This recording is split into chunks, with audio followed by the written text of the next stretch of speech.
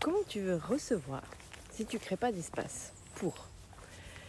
J'ai une comparaison qui est arrivée là, une image qui est arrivée. C'est-à-dire que si tu vis dans 1 m² et que tu veux recevoir 10 personnes, ça va être super compliqué. On est d'accord. Donc on est tous un peu pareil. On veut recevoir des choses. On veut plus d'argent, on veut plus de clients, on veut plus de clarté, on veut plus d'énergie, on veut plein de choses. Mais on ne crée pas l'espace pour laisser entrer, pour laisser arriver toutes ces choses.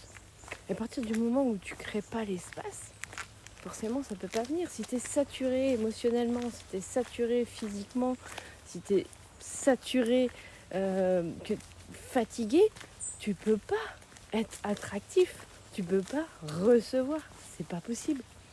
Donc forcément, ça demande de créer de l'espace. Alors créer de l'espace, voilà, moi je le fais en me lançant dans une détox, mais je le fais aussi quand je nettoie mon bureau, quand je crée de l'espace dans ma tête en déposant les choses sur le papier.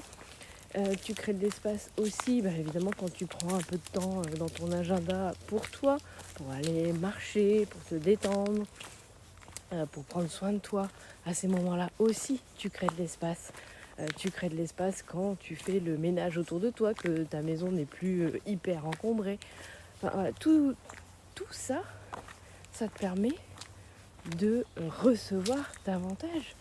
Mais encore une fois, si tu crées pas d'espace, si tu es en mode saturé intérieurement, autour de toi, dans ton environnement, dans ta tête, encore une fois au niveau émotionnel, forcément, les choses ne peuvent plus arriver et ça bloque. Donc, dis-moi si ça te parle et dis-moi dans quel endroit tu vas créer de l'espace aujourd'hui.